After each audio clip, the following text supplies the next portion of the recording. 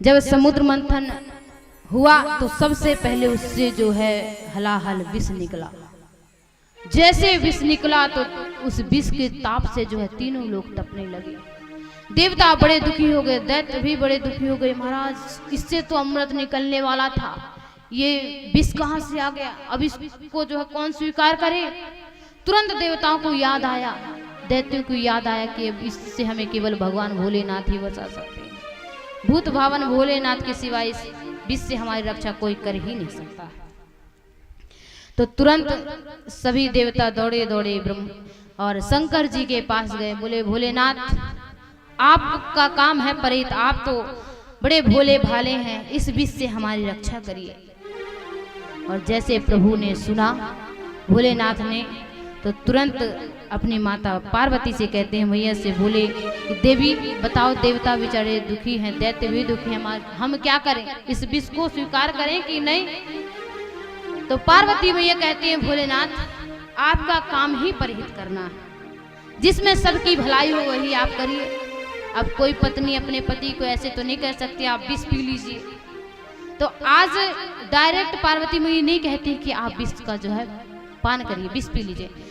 कहती हैं पार्वती मैया कि आप जो है जिसमें सबका हित हो वही करिए। तब भोलेनाथ समझ गए और तुरंत देवताओं को कहते हैं ठीक है भैया, हम तुम सबके कहने पर इस विष को हम ही स्वीकार करते हैं। देवता भोलेनाथ की स्तुति करते हैं। नमामि स्मीशान निर्वाण रूपम विभुं व्यापकं ब्रह्म वेदेश स्वरूपम।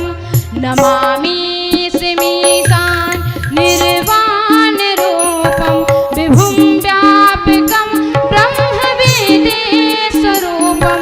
निजं निर्गुणं निर्विकल्पं निरीहं चिदाकाशमाकाशवासं भजेऽहं। निजं निर्गुणं निर्विकल्पं निरीहं चिदाकाशमाकाशवासं भजेऽहं। नमामि स्मीशान निर्वाण रूपं विभुं व्यापकं ब्रह्म वेदेश स्वरूपं। विभुं व्यापकं ब्रह्म वेदेश स्वरूपं। इस तरह देवता कहते हैं देव देव महादेव भूतात्मन भूत भावना त्राहि न शरण पन्ने त्रैलोक कहि दयनाथ विशद। हे भूत भावन भोलेनाथ इस हलाहल विष से हमारी रक्षा करिए, हमारी रक्षा करिए। और देवताओं के इस दुख को देख करके भोलेनाथ उस विष को जो है स्वीकार करते हैं।